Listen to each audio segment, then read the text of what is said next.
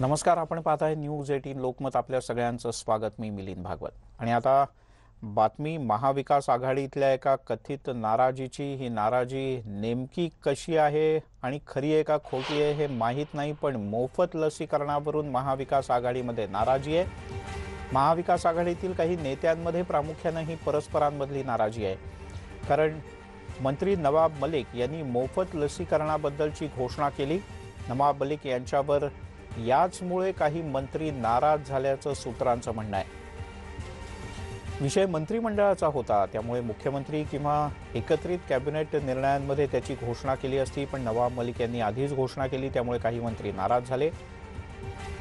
एवढंच नाही तर मुळात लस मोफत द्यायची की नाही याबद्दल सुद्धा मंत्रिमंडळात मतभिन्नता आहे. सागर कुलकर्णी आपले प्रतिनिधी आपल्यासोबत आहेत. सागर, काय अधिक माहिती आहे? महाविकास आघाडीमध्ये मोफत लस देण्याच्या भूमिकेवरून मतभेद तर उघड होतातच, पण दुसरीकडे लगेच तात्काळ जर तसा स्वरूपाचा निर्णय झाला तर त्याचा श्रेयवादाची सुद्धा प्रत्येक तीन प्रमुख पक्षाचे नेते श्रेय घेण्याचा प्रयत्न सुरू केल्याचं देखील दिसून येतं. पहिली गोष्ट म्हणजे नवाब मलिक यांनी परस्पर अशा स्वरूपाची घोषणा का करावी यावरून शिवसेना तसंच काँग्रेसच्या काही मंत्र्यांनी नाराजी खासगी व्यक्त केली आहे.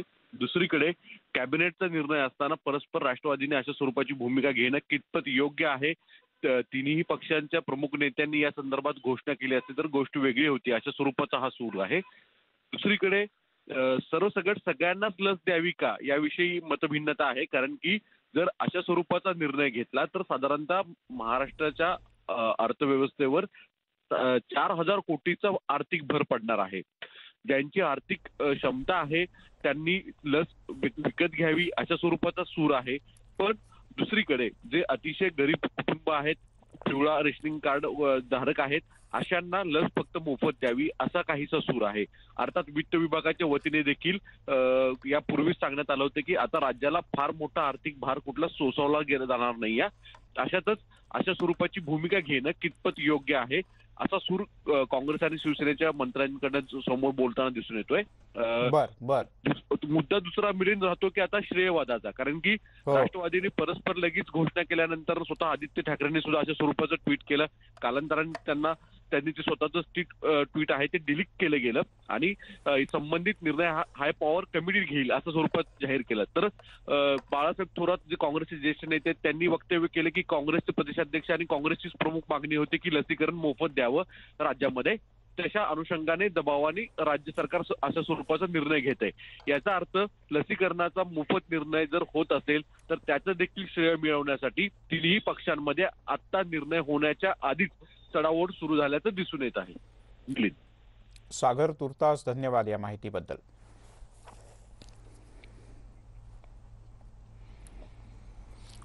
आणि दरम्यान मुंबईकरांसाठी एक दिलासादायक बातमी हाती येते, ती म्हणजे वॅक्सिनेशन पुन्हा एकदा मुंबईत सर्वत्र सुरू होत आहे.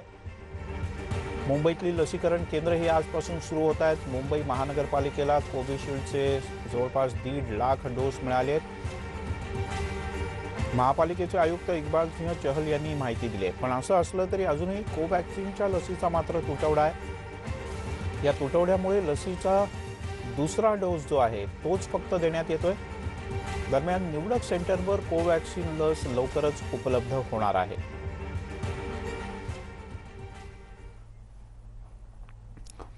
आणि याच संदर्भात आपण अधिक जाणून घेऊयात.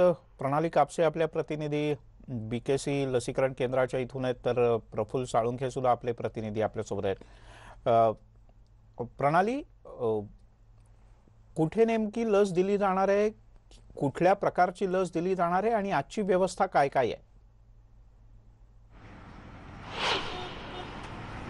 मिलिंद, जर काल संध्याकाळी मुंबई महानगरपालिकेचे आयुक्त इक्बाल सिंह चहल यांनी सांगितलं की त्यांना 1,58,000 डोसेस हे कोविशिल्डचे मिळालेले आहेत. त्यामुळे आज काल जी काही महापालिकेची किंवा सरकारी केंद्र लसी अभावी बंद करण्यात आलेली होती ती सगळी केंद्र जी आहे ती आज सुरू होणार आहे. महापालिकेची आणि सरकारी मिळून जवळपास 59 केंद्र आहे. त्या 59 केंद्रांवर आज लसीकरण सुरू होणार आहे. 73 खाजगी केंद्र आहे, पण त्यापैकी किती केंद्रांवर आज लसीकरण सुरू होईल याबाबत अजून अधिकृत माहिती मिळालेली नाही. मी सध्या BKC या लसीकरण केंद्रावर उभी आहे. काल या ठिकाणी कोविशिल्ड आणि कोवॅक्सिन अशा दोन्हीही लसींचा साठा उपलब्ध नाही, म्हणून हे केंद्र पूर्णपणे बंद करण्यात आलेलं होतं. परंतु आज मात्र हा साठा उपलब्ध झाला आहे. काल संध्याकाळी त्या स्वरूपाच्या बातम्या आल्यानंतर आज अगदी 5:30 वाजेपासून या ठिकाणी लोकांनी रांगा लावून ठेवलेल्या होत्या.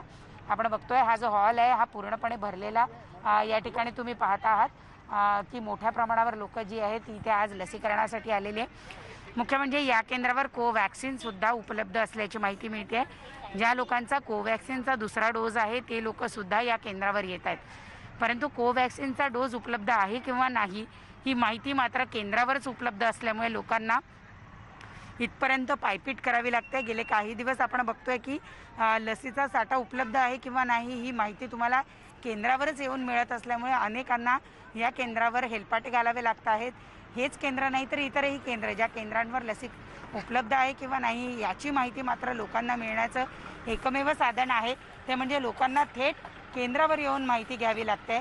आणि त्यामुळे लोकांचा मनस्ताप हा जास्त वाढलेला आहे. लोकांचं म्हणणं आहे की आम्हाला दुसरी काहीतरी सुविधा अशी उपलब्ध करून द्या जेणेकरून इथे येण्याचा आमचा जो त्रास आहे तो वाचेल.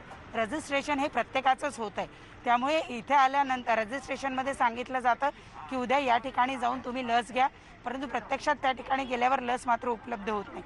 त्यामुळे लोकांना नाहक त्रास होतो. विशेषतः जर आपण बघितलं तर सिनियर सिटीजनची संख्या खूप जास्ती आहे. असे अनेक सिनियर सिटीजन आहेत रजिस्ट्रेशन करताना त्याचा मोबाईल नंबर घेतला जातो किंवा त्यांचं आधार कार्ड घेतलं जातं, तर अपेक्षित आहे नागरिकांना की किमान कळवावी तर वेळ आणि ठिकाण. म्हणजे जसं आता आपण व्हीलचेअरवरनं जाणारे काका बघितले, एवढे वयस्कर होते त्यांना चालताही येत नव्हतं, अशांची जी गैरसोय होते तर ती निश्चितपणे प्रशासनाला टाळता येऊ शकेल. प्रणाली तू राहाच आपल्यासोबत. प्रफुल्ल साळुंखे आहेत. प्रफुल्ल, तू आता नेमक्या कुठल्या केंद्रावर आहे आणि इथे कशा प्रकारची व्यवस्था करण्यात आली? मी आता मिलिंद घाटकोपर इथलं राजावाडी जे महानगरपालिकेचं रुग्णालय आहे त्या रुग्णालयाच्या परिसरामध्ये आहे. या ठिकाणी मोठ्या प्रमाणावर लसीकरणासाठी ज्येष्ठ नागरिकांनी गर्दी केली आहे. आपण ही दृश्यामध्ये पाहू शकतो की खूप मोठी गर्दी जी आहे ती या संपूर्ण राजावाडी परिसरामध्ये झालेली आपल्याला पाहायला मिळते. आज सकाळी जेव्हा आम्ही या ठिकाणी विचारणा केली तर जरी मुंबई महापालिकेकडे 1.5 लाख वॅक्सिन हे आले असले तरी रुग्णालयांमध्ये हे पोहोचवण्यात आलेले नाहीत. आज आत्ता राजावाडी रुग्णालयातून एक गाडी जी आहे ती लस घेण्यासाठी गेलेली आहे. त्यामुळे लसीचं वितरण हे कधीपर्यंत या ठिकाणी होईल कुठलीही माहिती जी आहे ती या ठिकाणी नाही. पण जे लसीकरणासाठी नर्स आणि डॉक्टर्स आहेत त्यांचं म्हणणं आहे की या ठिकाणी साधारणतः आणखी 2 ते 3 तास हे लसीकरणासाठी लागतील. त्यामुळे अजून ते 2 ते 3 तास या संपूर्ण ज्येष्ठ नागरिकांना या ठिकाणी थांबावं लागणार आहे. पण नक्की लस येणार किती वाजता हे मात्र अजूनही या ठिकाणी सांगितलं जात नाही आहे. मिलिंद बर, पण कुठल्या प्रकारची लस कुठे आणि कशी दिली जाते? प्रणाली, इथे कोविशिल्ड आणि कोवॅक्सिन दोन्ही उपलब्ध आहे का? मिलिंद सर, या ठिकाणी कोवॅक्सिन आणि कोविशिल्ड दोन्ही उपलब्ध आहे, परंतु कोविशिल्डचा एक मोठा साठा काल उपलब्ध झालाय. त्यामुळे आज आपण जो बघतोय ती कोविशिल्डसाठीची मोठी रांग आहे. कोवॅक्सिनचा दुसरा डोस ज्यांचा आहे त्यांना थेट इथून आतमध्ये एंट्री दिली जाते. त्यांना विचारलं जातं की तुमचा कोवॅक्सिनचा डोस आहे की कोविशिल्डचा, आणि त्यानंतर या ठिकाणी त्यांना लस दिली जाते. काही लोक आहेत त्यांना विचारून बघूया.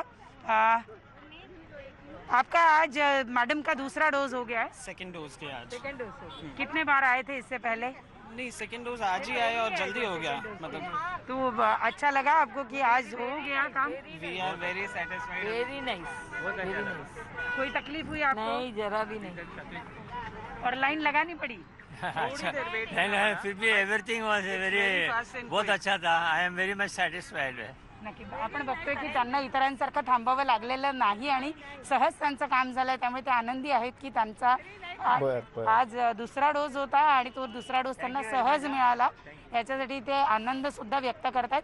अनेक जण आहेत जे परत गेलेले आहेत, त्यांना मात्र किमान आज लस उपलब्ध होईल अशी. जर का ज्येष्ठ नागरिक आले आणि त्यांना वेळेत फार प्रतीक्षा न करता जर का डोस मिळाला तर कोण समाधानी होणार नाही. आणि तू ज्या काकू मगाशी बोलल्या त्यांच्या मुलाच्या चेहऱ्यावरही समाधान दिसत होतं की मला थांबायला नाही लागलं फार वेळ. आईची आमच्या पंचायत नाही झाली, वेळेत लस मिळाली आणि बाहेर पडता आलं. प्रणाली, तू राहा आपल्यासोबत. प्रफुल्ल साळुंखे सुद्धा आहे आणि सुस्मिता बदाणे सुद्धा आपल्यासोबत जोडले गेले आपले प्रतिनिधी. सुस्मिता, तू कुठल्या स्पॉटवर आता आहेस? इथे कोणत्या प्रकारची लस उपलब्ध आहे?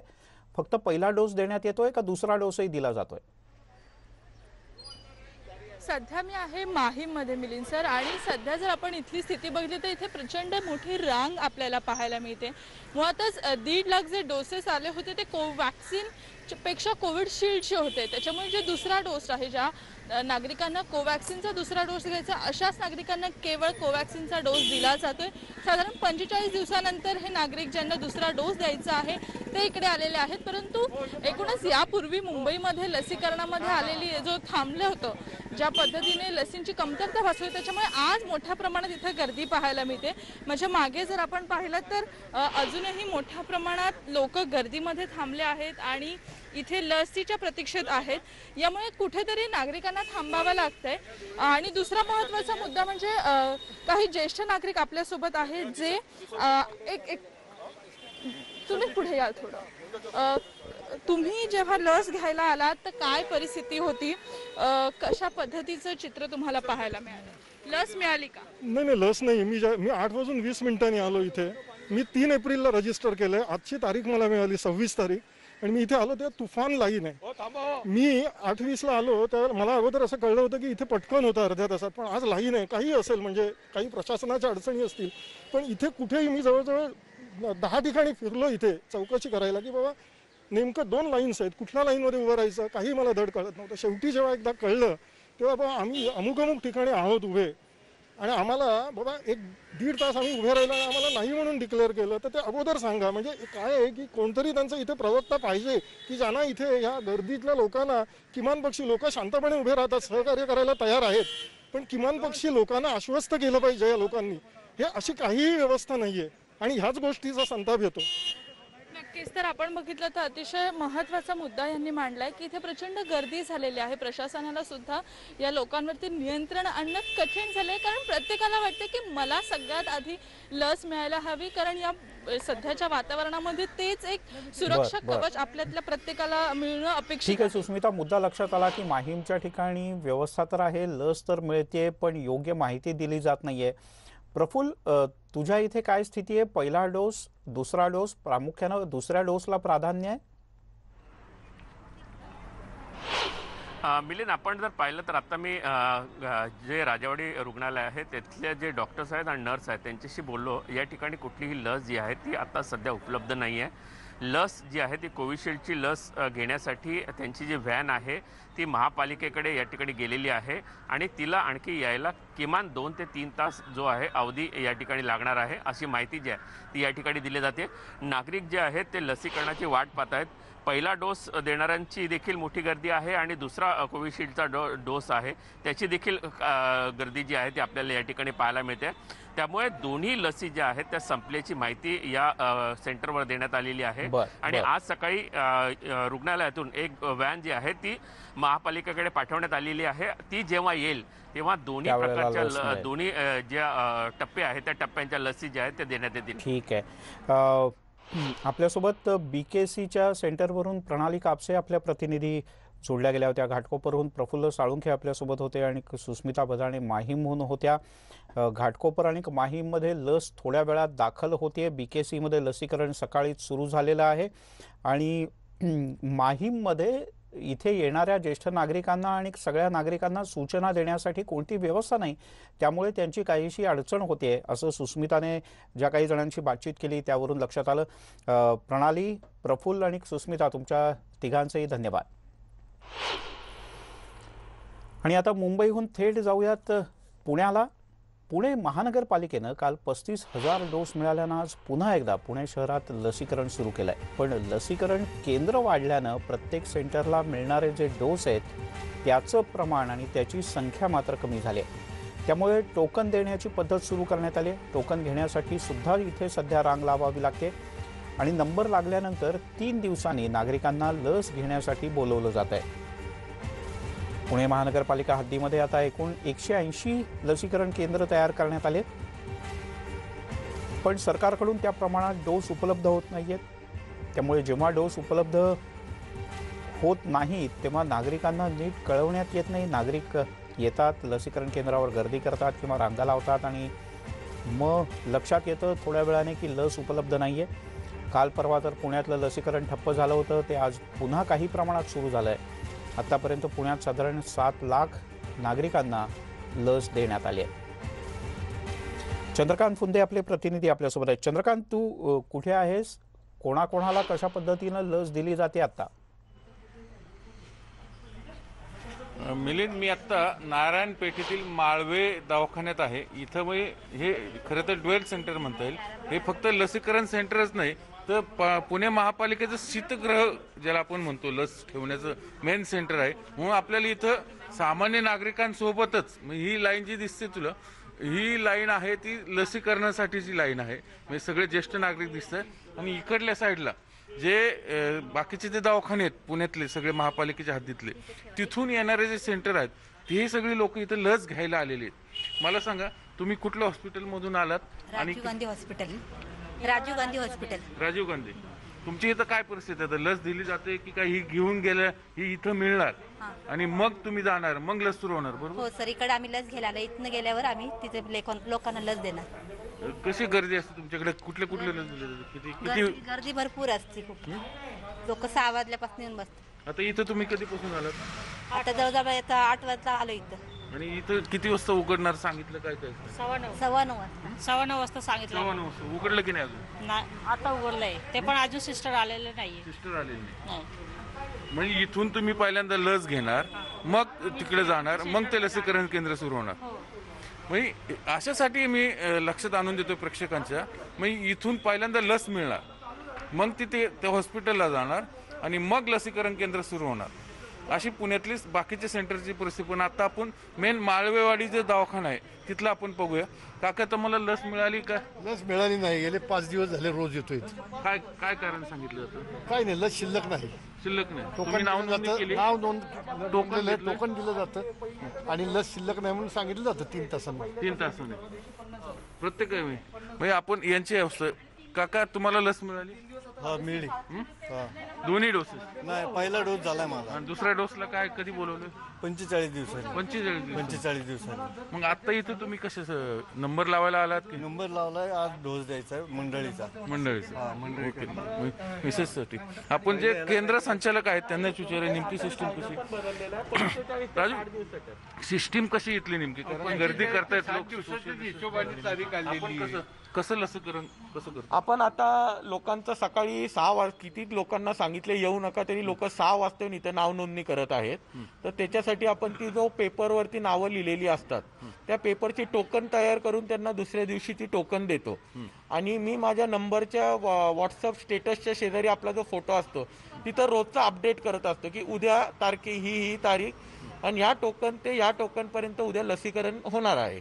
ते लोक बघतात किंवा वैयक्तिक फोन करतात. संध्याकाळी त्यांना टाइम दिलेला आहे की बाबा 5 ते 10 पर्यंत तुम्ही फोन करा, उद्याचं स्टेटस सांगितलं जाईल. त्याप्रमाणे लोक येतात. सकाळी एक 100चा ॲव्हरेज आहे इथे, 100 ते 125चं. आणि आतमध्ये बसायची सोय केलेली आहे. लांब लांब खुर्च्या टाकून त्यांना बसायची सोय केलेली आहे. तरी आता गर्दी का दिसते? ते आता प्रत्येक जण येतो. आता आपण ही गर्दी थांबूच शकत नाही, कारण ही काही लोक सकाळी 6:30 वाजल्यापासून इथे येऊन गर्दी करतात आणि घरनं पेपर आणतात आणि त्याच्या नावं लिहून यादी चालू करतात. आणि त्यात लसीकरण आज लस अवेलेबल आहे, उद्या आहे का नाही हे आम्हाला संध्याकाळी किंवा उद्या सकाळी कळतं. मग तुम्ही ते लोकांना सांगा? हो, मग लोकांना सांगतो. मला सांगा, पहिलं आपण इथं किती डोस द्यायचो ना आता किती देतो? नाही, इथे आता 100-125च ॲव्हरेज आहे. पहिलं किती होतं? तेवढाच होतं सुरुवातीपासून. म्हणजे आपण हे उदाहरण सांगितलं. हे मेन पेठेतलं सेंटर आहे, लसीकरण केंद्र आहे. इथं अशी परिस्थिती आहे, फक्त 100-125 डोस मिळतात आणि असे 180 केंद्र आहेत पुण्यातले. त्यामुळं होतं काय, विभागून दिले जात असल्यामुळे सगळे डोसेस लोकांना डोस मिळत नाहीत. मग लोकांचं विनाकारण मनस्ताप होतो. काका, तुम्ही कुठं? चंद्रकांत, लस मिळाली तुम्हाला? नाही, माझा झालाय. मी बायकोसाठी आलो तो परवा. ऐकून घे, दोघांचं एकत्र होतं. मला घेतला, बायकोला नाही घेतला. आणि त्यामुळे तिची संपली, म्हणजे लस संपली. मग परवा पण आलो होतो. परवा येईल म्हणून सांगितलं होतं, परवा आली नाही लस. सॉरी परवा शनिवार होता ना, काल लस येईल म्हणून सांगितलं. नाही, लस न मिळाल्यामुळं तुम्हाला हेलपाटी मारावं लागतं. हो आहे, पण एवढे लोक एकत्र आल्यानंतर असा प्रॉब्लेम होणारच. आणि आणखीन एक शिस्त याच्यामध्ये पाहिजे की आता पहिला डोस आणि दुसरा डोस असं आहे, तर दुसरा डोस त्यांनी एका विशिष्ट जागी ठेवले तर गोंधळ होणार नाही लोकांचा. गोंधळ हां, आता सध्या काय होतं, फर्स्ट सेकंड आणि आता नवीन 1 तारखेनंतर तर बघायला नको. नागरिक या ज्या सूचना करतात त्या फार महत्त्वाच्या आहेत की एका सेंटरवर डेडिकेटेडली फक्त पहिला डोस, एका सेंटरवर पूर्णतः दुसरा डोस, म्हणजे जो गोंधळ होतोय, प्रत्येकाला आलेल्या प्रत्येक माणसाला विचारावं लागतं पहिला डोस का दुसरा डोस, कुठली लस. तर याच्यातल्या गोष्टी काही प्रशासनानं लक्षात घेतल्या तर थोडं प्रशासनावरचाही ताण कमी होईल आणि लस घेण्यातला सुरळीतपणा येईल. एक छोटासा प्रश्न थोडक्यात उत्तर दे. लसीचा साठा मर्यादित स्वरूपात आहे पुण्यात, पण मग अतिरिक्त साठा कधी मिळणार आहे किंवा आवश्यक असलेला पूर्ण साठा कधी मिळणार आहे? त्या संदर्भात आपण आज सकाळीच वैशाली जाधव आहे, जे मेन पालिकेचे नवीन लसीकरण प्रमुख आहेत सगळ्या मोहिमेचं, तर त्या म्हणलं की जसं आम्हाला राज्य सरकार लस उपलब्ध करून देतं तशा आम्ही लगेच ते खाली वितरित करतो. आणि राज्य सरकार साधारण आठवड्यातले 2 दिवस देतं, कधी मंगळवारी आणि शुक्रवारी असे 2 दिवस ठरलेले आहेत, पण तेच दिवशी मिळेल याची गॅरंटी नाही, हेही त्यांनी सांगितलं. पहिला साठा जो मिळायचा होता तो कधी जास्त मिळतो, कधी कमी मिळतो, कधी कोविशिल्डचा मिळतो, कधी कोव्हॅक्सिनचा मिळतो. म्हणजे त्यात एक सुसूत्रता पाहिजे, ती नाहीये. हे साधारण चित्र याच्यातनं स्पष्ट होतं. म्हणून हा सगळा फील्डवरचा आपल्याला थोडासा विस्कळीतपणा बघायला मिळतो. ठीक आहे चंद्रकांत तुर्तास, धन्यवाद या सगळ्या सविस्तर माहितीबद्दल. आम्ही वेळोवेळी ताजी माहिती घेत राहू. आणि आता लसीकरणाबद्दल एक अतिशय महत्त्वाची बातमी. 1 मे पासून 18 ते 45 वयोगटातील नागरिकांसाठी लसीकरण सुरू होतंय. या वयोगटाला आगाऊ नोंदणी सक्तीची असणार आहे. केंद्रीय आरोग्य मंत्रालयानं तसे स्पष्ट निर्देश देशातल्या सर्व राज्य सरकारांना दिले आहेत. 28 एप्रिलपासून कोविन आणि आरोग्य सेतू ॲपवर नोंदणी होणार आहे. तिथे नोंदणी करून लसीकरणाची वेळ घ्यायचे आणि मगच 18 ते 45 वयोगटातल्या नागरिकांना लस घेता येईल. 45 वर्षावरच्या नागरिकांना मात्र वेळेवर नोंदणी करून लस घेता येणार आहे. अमेय चुंबळे आपले प्रतिनिधी आपल्यासोबत आहेत. अमेय, सरकारनं ही आगाऊ नोंदणीची सक्ती जी केली आहे ती नेमकी कशा करता असावी? संख्या खूप वाढू शकते लसीकरणाची, हे एक कारण असू शकतं? हो, एक्झॅक्टली मिलिंदची संख्या प्रचंड वाढेल. कारण आपण आता पाहिलं की आता आपले जे प्रतिनिधी आहेत ते माहीम असो किंवा पुण्याला नारायणपेठ असो, तिथे 45 आणि वर या वयोगटासाठीच लसीकरण सुरू असताना जर का एवढी गर्दी आहे. आपल्या ह्यानं माहीमच्या प्रतिनिधींनी एक आजोबाशी बोलल्या त्या, ते आजोबा तिथे म्हणाले की 23 दिवसांचं वेटिंग त्यांना करावं लागलं. म्हणजे 3 एप्रिलला ज्यांनी नोंदणी केली ज्या आजोबांनी, त्यांना 26 तारखेला बोलवलं आणि 26 तारखेला बोलवून पण एवढी लाईन होती. आणि त्याच्यामुळे राज्य सरकार असो किंवा केंद्र सरकार असो, यांना हे चांगलं माहिती आहे की 18 वर्षावरील नागरिकांसाठी लसीकरण खुलं केल्यावर तिथे प्रचंड गर्दी होणार. आणि दुर्दैवाने आपल्याकडे तेवढा लसीचा साठा नाहीये. म्हणजे सरकार जरी ह्या सगळ्या प्रक्रियेला नोंदणी म्हणत असलं आणि ती नोंदणीच आहे, पण शेवटी तुम्हाला अपॉइंटमेंट घ्यावी लागणार आहे. तर जर का त्या 70-72 वर्षांच्या आजोबांना जर का 23 दिवस थांबावं लागलं, तर 18, 19, 20 किंवा 30, 35 हे वय असणाऱ्या लोकांना किती थांबावं लागेल? हा सगळ्यात मोठा प्रश्न आहे. कारण 1 मे पासून सर्वांसाठी लसीकरण सुरू होणार हे खरं आहे, पण त्याच्यामध्ये ज्यांचं लसीकरण ऑलरेडी सुरू आहे, म्हणजे 45 आणि वर, त्यांचं लसीकरण तुम्हाला थांबवता येणार नाही आणि ते थांबवता कामा नाही. खरं. त्याच्यामुळे आणि हे जे सिरम आणि भारत बायोटेक या केवळ 2च कंपन्यांकडनं सध्या भारतामध्ये लस मिळते. त्यांच्याकडूनही अशी कोणती घोषणा नाही की आम्ही आता प्रचंड पुरवठा वाढवतोय. त्याच्यामुळे जो पुरवठा आहे तो तेवढाच राहणार आहे आणि त्याच्यामध्ये लस घेणाऱ्यांची संख्या ही खूप वाढणार आहे. कारण आपण आधीपासून फार हौशेने किंवा आवडीने म्हणतो की भारत हा तरुणांचा देश आहे. त्याच्यामुळे आता हे सगळे तरुण जे आहेत ते लसीकरणाचे लाभार्थी होणार आहेत आणि त्याच्यामुळे त्या तरुणांना एकदा नोंदणी केल्यावर किती दिवसांनी बोलवतात हा सगळ्यात मोठा प्रश्न आहे. बरं अमेय तुर्तास, धन्यवाद या सगळ्या सविस्तर माहितीबद्दल. त्यामुळे नोंदणी आवश्यक आहे आणि ती आवश्यकच आहे. त्याच्याशिवाय थेट केंद्रावर जाऊ नका, अन्यथा तुम्हालाही थांबावं लागेल आणि गोंधळात तुम्ही भर पाडाल. यासोबतच बुलेटिनमध्ये घेऊयात एक छोटासा ब्रेक. सर्व प्रकारच्या ताज्या अपडेट्ससाठी news18lokmat.com या आमच्या वेबसाईटला लॉग ऑन करा. फेसबुक आणि ट्विटरवर फॉलो करा. ब्रेकनंतर आपल्या सगळ्यांचं पुन्हा एकदा स्वागत. आणि आता एक अतिशय महत्त्वाची बातमी मुंबईकरांच्या दृष्टीने दिलासादायक, खूप मोठी, ती म्हणजे रिलायन्स इंडस्ट्रीजकडून महाराष्ट्रासाठी ऑक्सिजनची मोठी मदत लवकरच मुंबईत दाखल होते. यासाठी गुजरातच्या जामनगरहून महाराष्ट्रासाठी ऑक्सिजनचे 3 भले मोठे टँकर घेऊन एक विशेष रेल्वे रवाना झालेली आहे. जामनगरहून निघालेली ही विशेष रेल्वे लवकरच मुंबईत आणि महाराष्ट्रात दाखल होईल. त्याची ही पहिली आणि एक्सक्लुझिव्ह दृश्य तुम्ही पाहता. या 3ही टँकरमध्ये प्रत्येकी 44 टन ऑक्सिजन आहे. आणि सध्याच्या मुंबईतल्या ऑक्सिजनच्या आणीबाणीच्या पार्श्वभूमीवर राज्यात मोठ्या प्रमाणात ऑक्सिजनची गरज आहे. त्यामुळे रिलायन्स इंडस्ट्रीजनं संकट काळात महाराष्ट्रासाठी हा पुढाकार घ्यायचं ठरवलं. आणि ज्याप्रमाणे विशाखापट्टणमहून एक विशेष रेल्वे आली होती डबल इंजिनची ग्रीन कॉरिडॉरने, तसंच या दृश्यांमध्ये आपण पाहू शकतो डबल इंजिनची ही विशेष गाडी जामनगरहून निघाली आणि मुंबईत लवकरच दाखल होते. लवकरच म्हणजे पुढच्या 1.5 ते 2 तासात ही गाडी मुंबईत दाखल होईल. आणि दिलासादायक बातमीनंतर काहीशी एक धक्कादायक बातमी बुलढाण्यातल्या एका खाजगी रुग्णालयात रुग्णांच्या जीवाशी खेळ सुरू आहे. एका रुग्णाची RT-PCR टेस्ट न करताच रेमडेसिवीरचं इंजेक्शन त्याला देण्यात आलं आणि यानंतर या रुग्णाचा मृत्यू झाला. या खाजगी रुग्णालयात सरकारनं घालून दिलेले नियम धाब्यावर बसवण्यात आल्याचा आरोप रुग्णाच्या नातेवाईकांनी केला. इतकंच नाही तर या रुग्णाचा मृतदेह देताना कोणतेही प्रोटोकॉल सुद्धा पाळण्यात आले नाही. या रुग्णावर अंत्यसंस्कार केल्यानंतर अन्य 4 ते 5 नातेवाईक पॉझिटिव्ह झाले. तर खाजगी डॉक्टरांच्याकडून रुग्णांची आर्थिक लूट मात्र सर्रास होते, तशी ती बुलढाण्यात सुद्धा होते असं समोर आलंय. ज्यांना रेमडेसिवीरची गरज नाही अशांवर रेमडेसिवीर वापरून त्यांचे मल्टी ऑर्गन फेल्युअरकडे त्यांना नेतात आहे. आणि असे पेशंट सिरियस झाले की त्यांना सरकारी दवाखान्यात मरण्यासाठी हे लोक पाठवतात आहे. आणि याच्या मागे निश्चित जिल्हा प्रशासन आणि हे सरकार जबाबदार आहे. आणि माझा तर असा आरोप आहे की या डॉक्टरांकडून सरकारच्या काही मंत्र्यांना, काही अधिकाऱ्यांना याच्यामध्ये कमिशन मिळते आणि या कमिशनसाठी हे लोकांचा जीव घेतात. तहसीलदार साहेबांनी आणि CS सरांनी ती तक्रार म्हणजे व्हॉट्सअपचा मेसेज फॉरवर्ड करून ते काय प्रकरण पाहायला लावलं होतं. तर मी एक चौकशी समिती आम्ही गठीत केली. त्यात एक क्लास 1 अधिकारी आणि क्लास 2 अधिकारी, वैद्यकीय अधिकारी यांची टीम बनवून त्याची चौकशीला पाठवला आहे. त्याचा अहवाल प्राप्त झाल्यावर समजेल.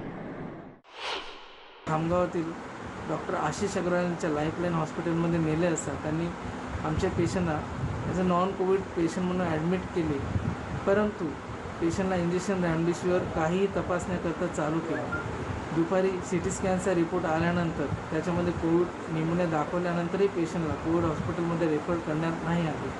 तसेच पेशंटच्या शरीरातील ऑक्सिजनची पातळी कमी असताना देखील रुग्णाला जवळपास 30 तास ऑक्सिजन देण्याचे टाळले. दुसऱ्या दिवशी पेशंट क्रिटिकल होऊन दुपारी एक्सपायर झाला.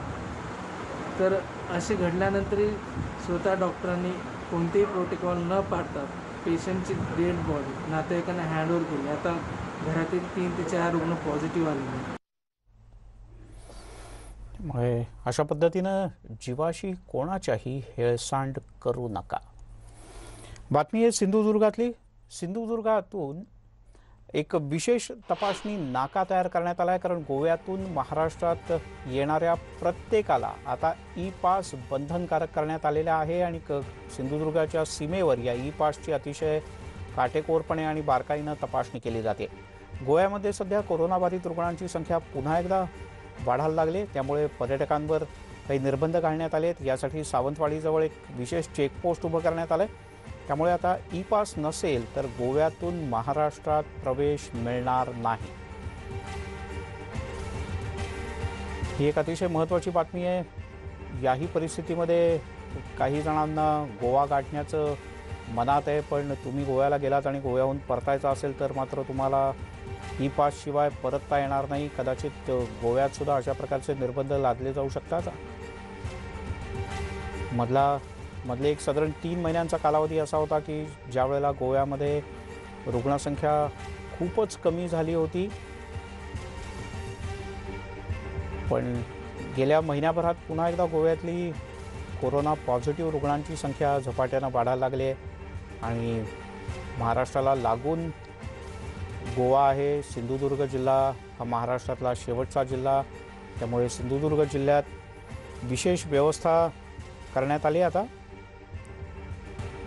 सावंतवाडीच्या जवळ एक चेकपोस्ट उभारण्यात आलेला आहे आणि या चेकपोस्टच्या माध्यमातून ई पासची तपासणी केली जाईल आणि ई पास असेल तरच महाराष्ट्रात प्रवेश मिळेल. राज्यामध्ये 1 मे पर्यंत अतिशय कठोर निर्बंध लावण्याचा निर्णय राज्य सरकारनं घेतला खरा. 3 दिवस कडक अंमलबजावणीचे झाले सुद्धा, पण सोमवार काय उजाडला, मुंबईत पुन्हा एकदा मोठ्या प्रमाणात वाहनांची गर्दी दिसू लागली आणि ही दृश्य बोलकी आहेत, ही दृश्य आजची आहेत आणि यावरून ही दृश्य पाहिली की सहज लक्षात येतं की खरंच नियमांचं पालन केलं जात आहे का. तर या दृश्यांकडे पाहून असं वाटतं की नियमांचं पालन होत नाही आहे. आमचे प्रतिनिधी प्रफुल्ल साळुंखे यांचा रिपोर्ट पाहूया. राज्यात कडक लॉकडाऊनच्या संदर्भातली नियमावली जाहीर झाल्यानंतर आणि लागू केल्यानंतर आज सोमवारी मुंबईमध्ये ही परिस्थिती आपल्याला पाहायला मिळते आहे. कडक निर्बंध जे आहेत ते राज्यभरात लागू करण्यात आलेले आहेत आणि ई पास फक्त ई पास ज्यांच्याजवळ आहेत त्यांनाच, त्याच वाहनांना वेगवेगळ्या शहरांमधून दुसऱ्या शहरांमध्ये जाण्यासाठी परवानगी दिली आहे. पण आज जर आपण मुंबईचं चित्र पाहिलं तर मोठ्या प्रमाणावर वाहनं जी आहेत ते मुंबईत येताना आपल्याला पाहायला मिळते.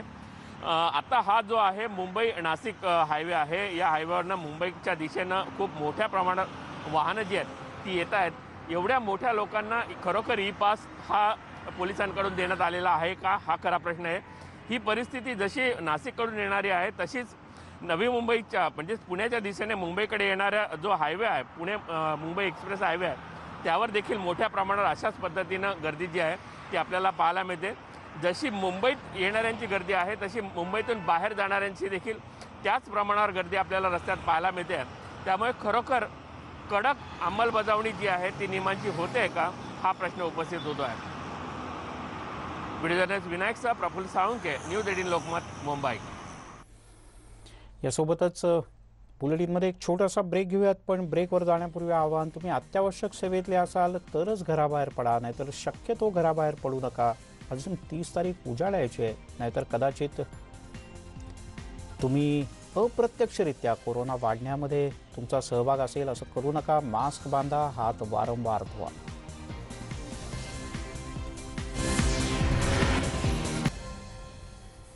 ब्रेकनंतर आपल्या सगळ्यांचं पुन्हा एकदा स्वागत. मंडळी, एकीचं बळ ही अशी एक गोष्ट आहे की जी अलौकिक आहे. लहानपणी कदाचित आपण ऐकली असेल, एकीचं बळ आपल्याला अनेक संकटांवर मात करण्यासाठी मदत करतं, मार्ग दाखवतं. चंद्रपूरमध्ये काही नागरिकांच्या पुढाकारानं आणि एकत्र येण्यामुळे एक खूप मोठा उपक्रम राबवायला मदत मिळते. शहरातील युवकांनी एकत्र येत शासकीय कोविड रुग्णालयात रोज जेवणाचे डबे तयार करून पोहोचवण्याचा उपक्रम सुरू केला. या उपक्रमाला मोठा प्रतिसादही मिळतोय. एकीकडे कोरोना रुग्णांच्या तब्येतीची काळजी आणि दुसरीकडे त्यांच्या जेवणाचा प्रश्न. यावर उत्तर म्हणून या युवकांनी एकत्र येत रुग्णांच्या नातेवाईकांची ही एक मोठी अडचण दूर केली आणि त्यांच्या जेवणाची व्यवस्था केली. भीषण संकट चंद्रपुरावर आहे. सगळ्या आरोग्य व्यवस्था कोलमडलेल्या आहे. असंख्य रुग्णांना बेड मिळत नाही आहे. रुग्ण दवाखान्यात दाखल आहे.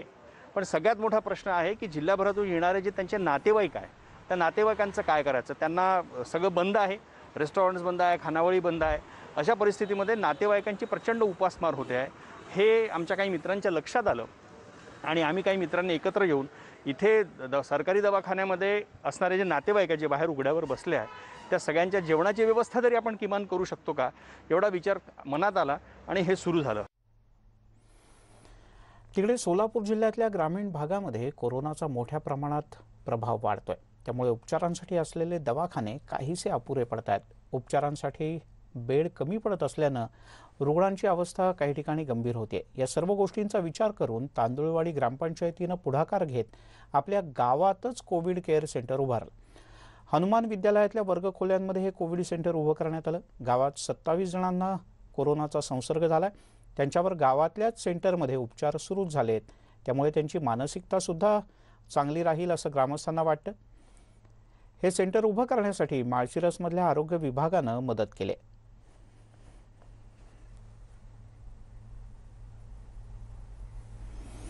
या दोनही उपक्रमांचं आणि सकारात्मक प्रयत्नांचं आपण सगळ्यांनी कौतुक करायला हवं. यासोबतच या बुलेटिनमध्ये इथेच थांबूयात. सर्व प्रकारच्या ताज्या अपडेटसाठी news18lokmat.com या आमच्या वेबसाईटला लॉग ऑन करा. फेसबुक आणि ट्विटरवर आम्हाला फॉलो करा आणि मगाशी सांगितलं त्याप्रमाणे महत्त्वाची आठवण अर्थात आपला मास्क. अजून तरी किमान वर्षभर आपला मास्क हेच आपलं शस्त्र आहे. अर्थात मास्क बांधा, हात वारंवार धुवा, अंतराच्या नियमाचं पालन करा आणि कोरोनाला हरवून टाका.